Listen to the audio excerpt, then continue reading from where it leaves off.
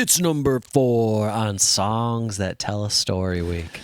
This one's from Levshi. Shay Levshi, right? Shay Levshi. Shay Levshi. This won the single like vote. This got 1 like. And So that was a fun one. We threw a curveball towards the live stream audience and said we're going to vote on a couple that have one likes. Yep. And so they voted. So they chose this Songs Tell a Story. We do know the story of this song. We've seen this music video many times. We've heard this song many times. Kind of grew up on this one. And you know what? I believe that Metallica is the biggest metal band of all time, and their name is Metallica. It's so good. They nailed it.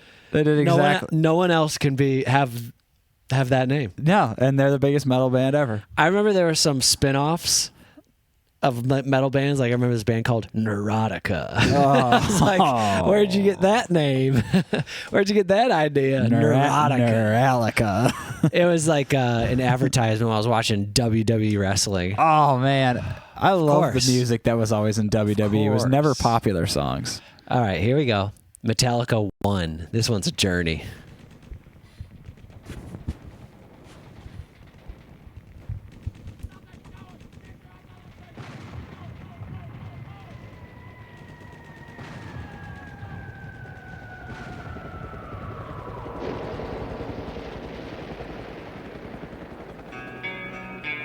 Cerebrum has suffered massive and irreparable damage.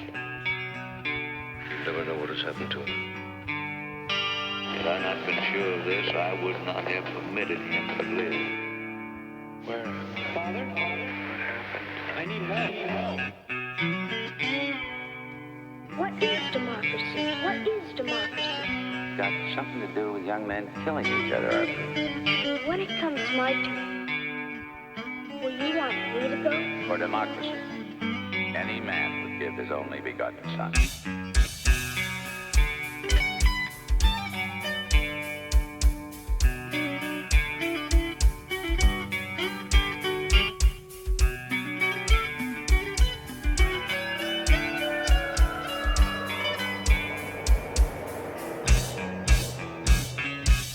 It is impossible for a decerebrated individual to experience pain, pleasure, memory, dreams, or thought of any kind. This young man will be as unfeeling, as unthinking as the dead until the day he joins them. I don't know whether I'm alive and dreaming or dead and remembering. How can you tell what's a dream and what's real when you can't even tell when you're awake and when you're asleep? Where am I? I can't remember anything. Can't tell if this is true or a dream. Deep down inside I feel the scream. This terrible silence stops in me. Now that the war is through with me, I'm waking up, I cannot see that there's not much left of me. Nothing is real but pain now. Hold my breath as I wish for death. Oh, please, God, wake me. I just went ahead and chopped off everything. Oh, God. Please make them hear me. They won't listen. They won't hear me. I'll wake me up, I'll be like this for years. Hear me. Back in the womb, it's much too real. In pumps life that I must feel, but can't look forward to reveal. Look to the time when I live, head to the tube that sticks in me, just like a wartime novelty, tied to machines that make me be. Cut this life off from me. Hold my breath as I wish for death. Oh, please, God, wake me. It's like a piece of meat that keeps on living. Wow. All right. Wait, so which war is this supposed to be? For some reason, in my mind, I always thought it was World War I for some reason. But with the whole democracy thing in the beginning, World War I really wasn't fought over democracy. Yeah, that's more of a World War II kind of jam. Yeah. I'm not sure, but yeah, World War II works. I'll go with that. It's an incredibly like claustrophobic story almost. Yeah. You know, the situation with this guy who went to war, and did they say they cut off all his limbs, or they got blown apart? It's like just his body. and he can't speak. I don't know. They're not showing anything, but yeah, he seems to be in a sort of like almost vegetative state. His mind is still working. He can still hear. Yeah. And his awareness is there. He's aware that he's just laying there, but he can't communicate. And this is it. That's and it happened through war. You know, I'm a little curious about that line where he says, "What's democracy mean?" He says something that. What does he say? That was kind of strange. Yeah, it was weird. Yeah, what was that? What is democracy? What is democracy? Got something to do with young men killing each other. Something to do with young men killing each other? Democracy doesn't mean that at all. I don't know what that edit is. Maybe it was a strange. Maybe they were just like moving the conversation forward because this is clearly from a movie, and they're like, maybe they're splicing together the audio just to move it forward, and like there's something else he said that kind of made that make more sense. And then he defends democracy, and the next statement says like every father would send his son to defend democracy. Yeah. And so like it just really came off really. That first line comes off as like so democracy is a bad thing. We don't want that. Maybe we should be leaning more into authoritarian rule. What do you, I'm pretty sure. I'm pretty sure getting sent off to die for someone that is something you didn't vote for is pretty. I don't know. But yeah. Okay. I guess you can figure it in another way, but the story is the disastrous aftermath of war. Yes. And, you know, plenty of people don't come back alive. And then a lot of people do come back alive, but maimed and horribly. And this is like one of the worst case scenarios. It's like you can't even communicate, but they're just keeping you alive because they have like a medical obligation to. Yeah. You know. Or I guess moral and medical, but yeah, what a nightmare. And this has most likely happened to not just one person, but a few people at least throughout history. Funny people, yeah, just laying there. And then, of course, I mean, I'm assuming this song is from at most recent the early '90s, 1989. Okay, so late '80s, and of course they got to use that like early 20th century spooky look. You know, everything is so creepy in these hospitals and everything. Like the way the people are walking down the hallway with him and just the way everything looks. Oh, the movie was made in the 80s? No, this music video. Oh, yeah. But like it's terrifying. Well, that's just from the movie. I'm just saying. And this movie's probably from like the 50s or 60s or something. Oh, you think all of it is from the movie? Everything that's not the band is from a movie? I think so. I have to look it up. Man. What? Santa Clara, California. Mike, we going? Heck yeah. These are filmed in December 1988, Long Beach, California. Maybe you're right.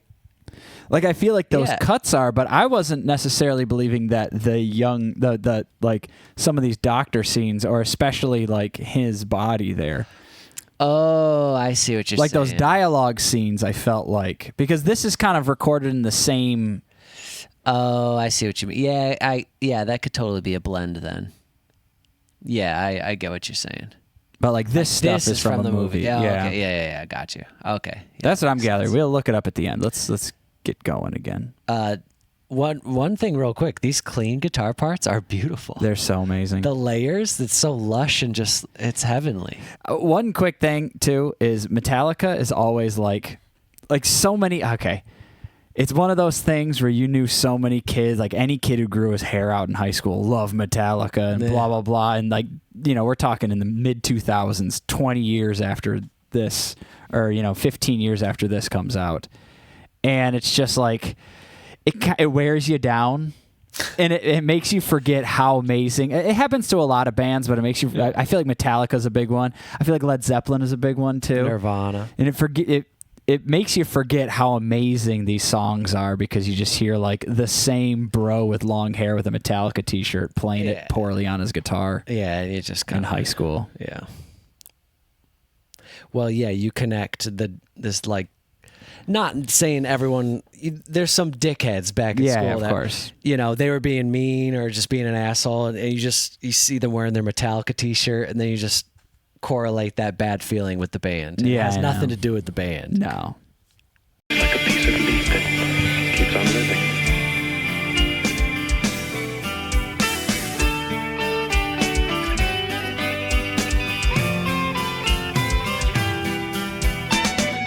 It won't always be like this, will it? I can't live like this. I can't. Please, no, I can't. I can't. Help me. Somebody help me. Mother, where are you? Help me, Mother. I'm having a nightmare and I can't wake up. Now the world is gone, I'm just one. Oh God help me, hold my breath as I wish for dear. Oh please God help me.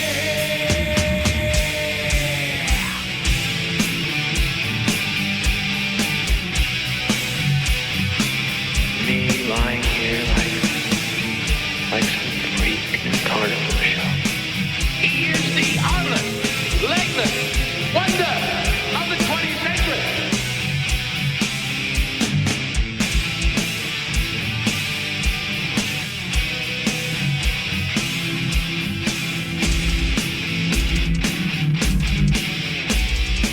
It has a dignity all its own.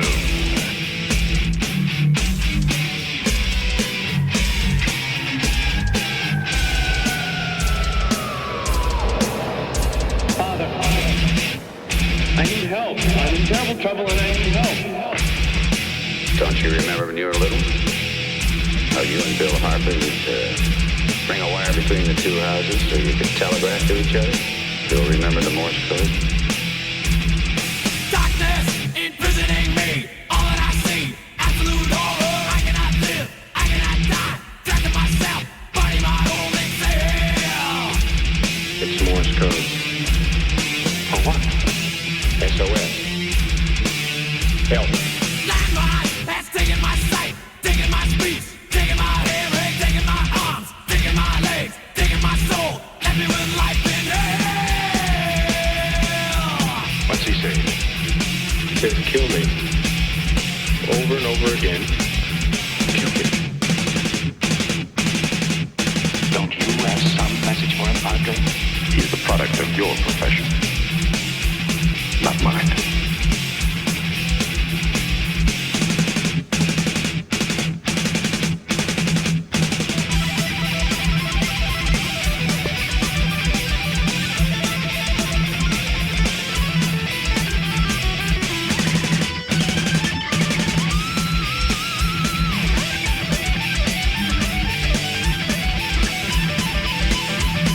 Kill me.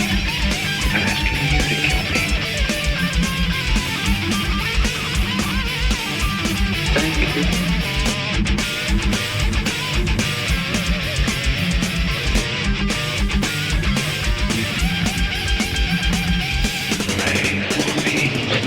Father. Each man faces death by himself. Alone. Goodbye, Father.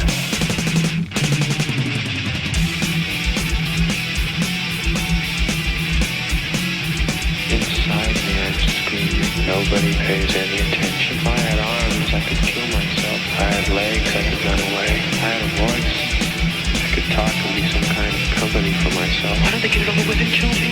I could yell for help, but nobody'd help me. I've just got to do something. I don't see how I can go on like this.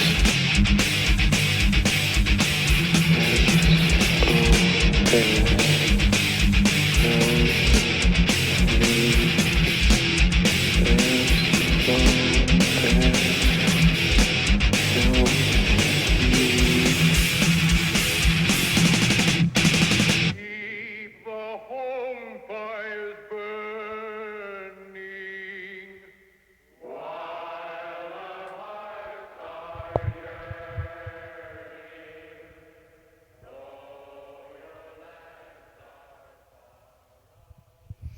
Woo! That was a journey. A scary one. An You're intense one. imprisoned in your own brain with the inability to get out. At least you could do the Morse code. Good Lord. And it didn't seem like anyone... Oh, it seemed like the nurse was trying to do it, but then they stopped her. Oh, I thought she did. I thought she She did something, but then the guy came in and kind of like intervened. I don't know. Man. You know, as I was watching it more with all the dialogue, maybe all those parts are from a movie, and it's just there, obviously, the band Yeah. playing. All right, I'll look into it. It seems like it. It does seem like it. And if not, man, they did a great job of making old-timey video. Holy moly. It looks perfect. Well, besides the horrific old-timey video, if that is a movie, that's got to be a tough watch. Yeah. Can you imagine just watching just dialogue from a guy with no arms or legs, and it's just this thing over his face, and it's just like this inner dialogue for any period of time? It's just got to hurt to watch. It's quite painful. I want to talk about how awesome Metallica looks. Especially since, I think part of Metallica's, I guess, legacy, but part of something that I think younger people like Joe and I, and even like Generation Z, I don't know, I call them Generation Z, we forget that when Metallica was here making this metal music in the 80s, this was not mainstream. The mainstream was like hair metal, like Motley Crue and like other more pop, like Bon Jovi, and like it was a different style. And so like these guys have long hair and it's metal, but it's not glam metal. Sorry, No, that's it's a lot darker. It's not. Yeah. So this is I always forget that like they weren't just doing this and this is all the metal scene was. Like they were doing this on the side of glam metal. And it's just an interesting thing. It's just like I'm sure there was probably, whether it's from labels or just some kind of pressure to be something more commercial. But they didn't have to. Metallica ended up being extremely commercial on its own just because they were really good and successful. Because you can sway the pop needle as long as enough people like you, your sound becomes pop. All right, Mike. It is a 1971 movie called Johnny Got His Gun. And I was correct. She goes and tries to kill him by clamping his breathing tube, but her supervisor stops her before he dies. And he's left alone in his bed in a utility room at the hospital, weakly repeating to himself, SOS, help me. That's how the movie ends. Oh, God. And it is World War I, because then when it showed those war scenes, like, that's World War I. So, yeah, all right. And it was a minor success, but then got way more popular because of this music video. Yeah, I bet. It got a cult following because of it, and Metallica bought the rights to the film. Oh. I guess they were paying royalties to it for a while, and then eventually they essentially bought the movie. So it's like Metallica's movie. Dang. Well, yeah. They're like one of the most successful bands of all time, so I'm sure they can afford it. Rest in peace, Donald Sutherland is in the movie. That's the only name that I think What a gnarly movie. That premise is just... It hurts the soul. Just to know, like, the depths of human suffering, you know? Yeah. So 1971, it's an anti-war film. It's 1971. It's pretty anti-war era in American politics, I believe. The Korean War, the Vietnam War. Vietnam War. Not the Korean War. When did the Korean War end? I don't 60s? know, like 50-something. Oh. I think Korean War was like 51 to 55. It was not. But I believe the Korean War was one of the first ones where people were like, I don't know about this whole war business. Why are we doing this again? Well, they were drafted to go to the Korean War. Right. Between two countries, and then we literally did essentially the same war later on. But I think like everyone was gung-ho about World War II. But then the Korean War, they're like, okay, yeah, another war. All right, we'll fight. But then like afterwards, they're like, why did we do that? Yeah, I think that's when a lot of people kind of started waking up. We're like, wait, what was the purpose? Well, that one kind of stalemated, and then they had a ceasefire. Technically, they're still at war, right? I believe that is like a technicality that North and South Korea are still at war, but they had a ceasefire right on that 38th parallel. But Vietnam was like the North Vietnam was winning. and they kept winning, and we were just in it for so long. Oh, what a disaster. I forget how many. And there was a draft. Like, that's crazy. Yeah. You know, and that's not anything that we understand. You know, we were living through that endless Afghanistan war and the seemingly endless Iraq war as well. Both those wars lasted so long. But there was no draft. We didn't turn 18 in 2000. I turned 18 in 2010. You turned 18 in 2007. And we're like worried we're going to get drafted to go fight in Afghanistan. Like, for me, like 9/11 was 9 years before. Like, I'm going to go fight in Afghanistan now, or Iraq, which we shouldn't even have gone into anyway. Like, that's wild. Yeah, this war business is out of control, Joe, if I'm being totally honest with you. It is. But yeah, so man, and this is just I wonder if this music video is like an echo of a movie that's an echo of the horrific outcomes of war. Yeah. Like this is just one guy's experience. I think it's fitting that the song's called One, but millions upon millions of people are just like devastated and affected and life-altering events. So this is just the echo of one guy's experience into a movie, into a band's music video, into so many people's lives, to where you said it's a cult following for that movie now. Yeah.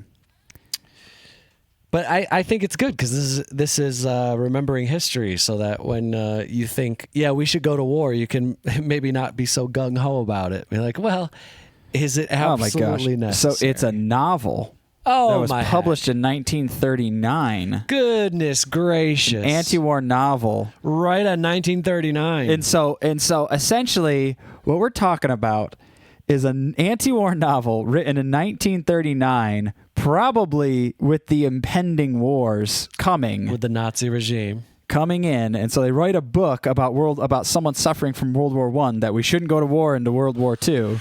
We should hopefully avoid this war. And then when we're in war again in the late 60s and early 70s, they made a movie about that novel, which is an anti-war movie. And then Metallica made it in 89. Was that Desert Storm heating up? Were they trying to... I guess so, yeah. That could have been the case there. The Soviet... I don't know. Artists are almost always anti-war. Yeah, because it's... Since the beginning of time. Artists just seem to have this Well, Mike, vision. not those flautists that would walk in front of the military. Those little drummer boys. Those drummer boys. Well, they didn't fight, Joe. They were essential for keeping the morale of the troops up. Our grandfather was in the military band during the Korean War. That's right. He played trombone. That is right. That's a wild thing to think about. Yeah. Anyway, wow. Sure tells a story. Good Lord. It's a story that's been told 100 times. And we just refuse to listen. We're just ready to hear it again. Humans, open up your ears. Open up. Oh, well, it's not just ears. It's hearts, Joe. Hearts and minds. Mm-hmm. This is what happened. It's never worth it. See, okay, here's something that I think about. Kindness is hard to do sometimes. It's hard to be kind, but it's always worth it. No matter what. But war is never worth it. But it is pretty hard. Unless you're defending yourself, I guess. But it is hard too. See that, like, you know what? But that's where people can say like, "Oh, I was defending myself." Yeah, I know. But actually, if you want to go all the way to, what was the guy? Jesus. Oh boy. Turn your other cheek and just get slapped. That's what Jesus said. So at no point was Jesus ever going to defend himself. Well, guy lived by his principles. He got nailed to a cross, said nothing about it. He did flip over those money changers at the... Well, everyone has some slip-ups, Joe. No, the big... Yeah, I mean, obviously, I know, we're jumping into wild philosophical, spiritual debate now. But, okay. I mean, war is obviously more complicated than that, too. It's such a difficult thing. Never worth it. It isn't. Not for everyone.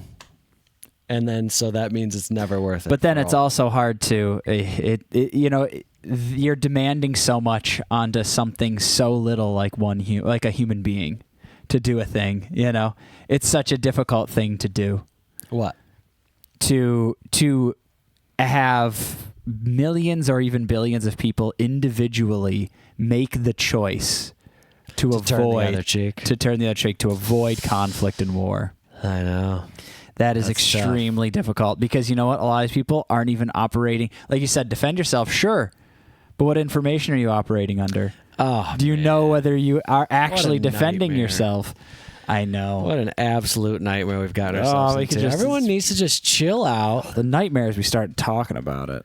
Now we're just this video could go on for another This is the 3 4 nightmare? hours. No. No. Just right when you start thinking about it, you're like, well, but maybe. Well, but then also that. Oh, well, and then that's- also this. Yeah, we all need to shut up.